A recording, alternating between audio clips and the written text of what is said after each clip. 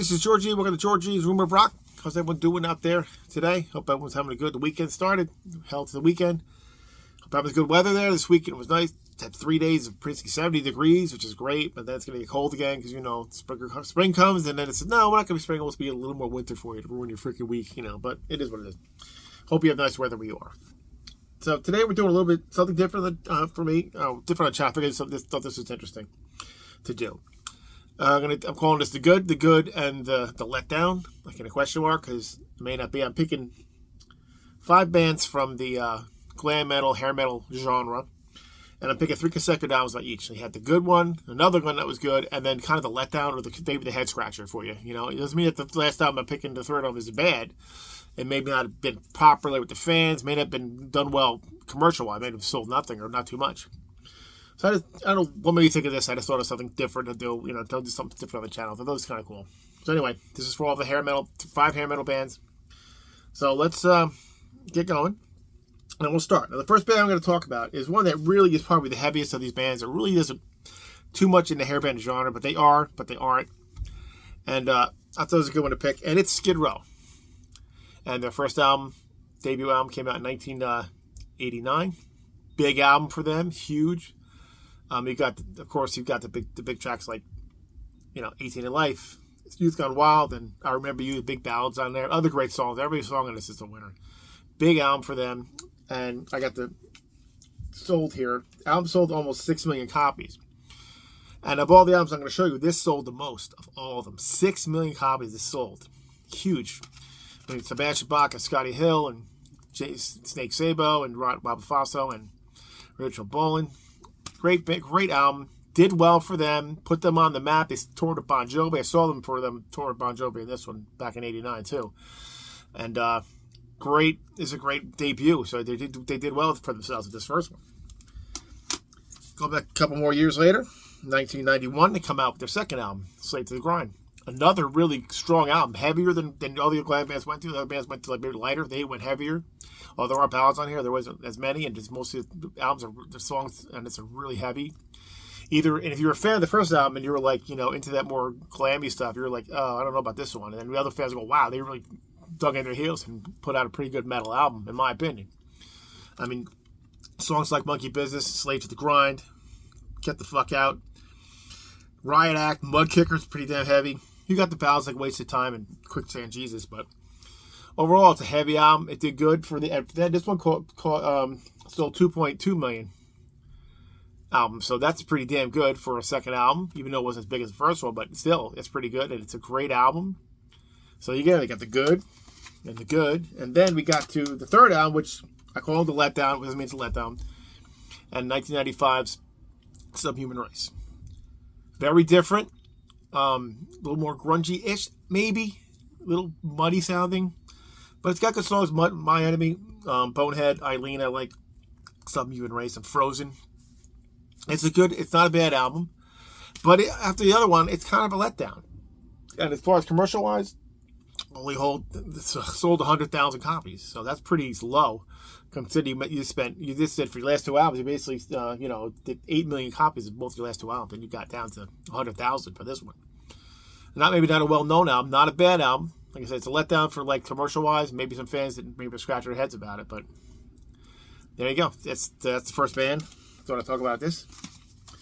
The next band I'm talking about here, let's move these around a bit, is Warrant. Dirty, Rotten, Filthy, Stinker, Rich. Another big album. Jenny Lane and Company put out a really good debut. I mean, it's got the hits Down Boys and Heaven. Sometimes She Cries. Big Talk. Those are the singles they put out. Got great songs on it besides that. 32 Pennies and In the Sticks. Cold Sweat. Not the Thin Lizzy part song. But it's a really good debut. And this one sold 2.1 million copies. So it was a big album for Warrant. Did a nice job with it. And here's another one. It's good.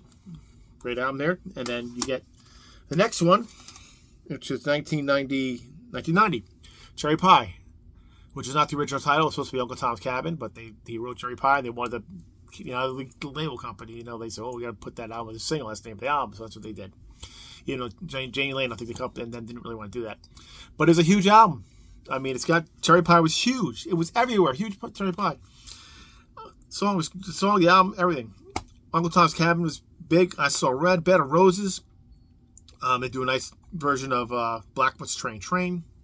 It's this one sold, again, a little bit more than, like, still 2.1 million, but a little more over 2.1 million copies of this one. So that's pretty damn good for the second album. And it's a good one. Again, the good, like I said. And then you get to the third one. And this one was in this print is so damn small. 1992. Dog Eat Dog. Again, not a bad one. Went a little heavier direction with some of the songs. This one did not do well commercially. That's grunge shit. Grunge shit kind of ruined a lot of stuff for these bands. Even though he went a little heavier direction with some of these songs, like Machine Gun and Hole in My Wall. Bonfire is really good, pretty good.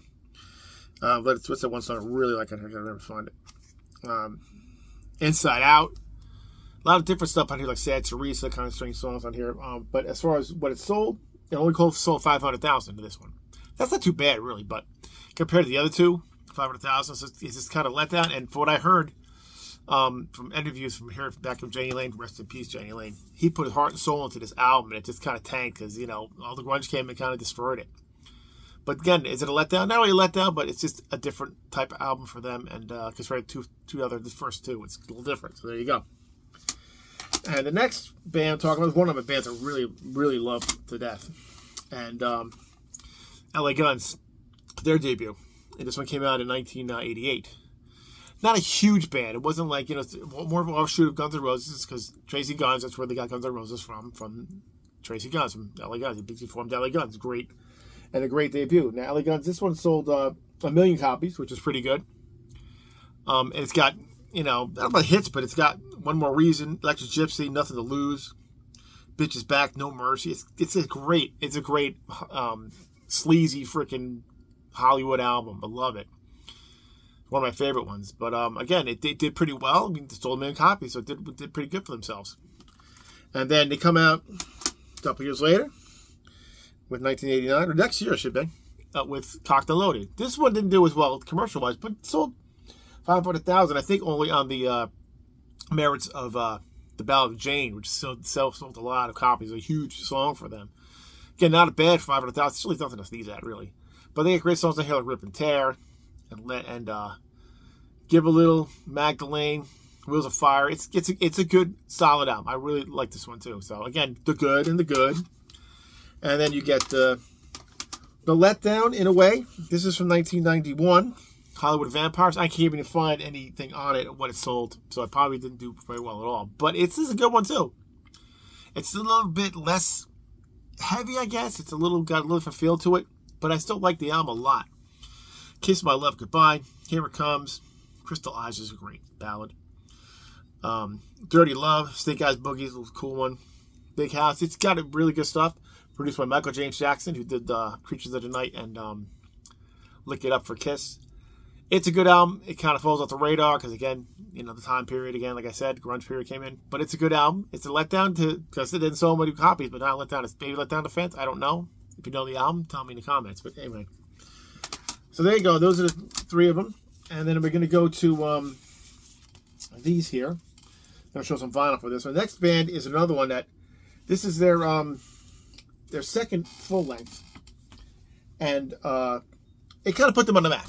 And that's Striper with Yellow and Black Attack. I mean, say what you want about Striper. They're a really talented band. Michael Sweet still sounds good to this day. But the album kind of put them on the map. The song Soldier on the Command really was a pretty big deal for them at the time. But it's got great songs like Reach Out, The Rock That Makes Me Roll, Together as One. It's a good one. So it really did, help them start. So it's another one, a good one. And then they come out with this one, To Hell with the Devil, which was huge for them. Now, anyway, just to say, Soldiers on Command sold 500,000 copies. Now you got this one here, To Hell with the Devil. Again, big one. You got the gatefold. Let me get it open here. There's the gatefold. They got an alternate cover. I got this one. I got both covers. I can't find the other one right now. But does it look like? And anyway, it's got, it had Honestly, which was a huge song for them, and it sold a lot of copies. This one sold, it sold over 1 million copies. Honestly, The Hell with the Devil is a great song. Calling on You, Free, It's got great songs. Rockin' the World, More Than a Man. I mean, whether it's like religious stuff or not, in their way, I don't care. It's a great album, and it really did well for them. And it's a, fantastic album. So there you go, the good, and the good, like I keep saying. And then you get to this one, which came out in 1988. In God We Trust. This one again is good, but not as good. It kind of went downhill. They only called 500,000. They sold 500,000 of this copy. They went a little bit too much on the glam, too much of the ballads. Not as heavy. They kind of raided the ship with the one after this one, but this is kind of the letdown. Although it's got good songs like In God We Trust and Always There For You, Keep the Fire Burning, Writings on the Wall. It's got good songs, but it's got some sappy stuff on it too. But not a bad album. Again, but it went down in quality. Not quality, but just they just chased that whole commercial. Too slickly produced, in my opinion. It looked a little too glammy on here. But there you go. The good, the letdown for that one. Now, last one I'm going to talk about is this one here. Hold on. Of course, Motley Crue with their debut, Too Fast for Love. Fantastic debut. Very punkish in their way. They did it. Always loved this album.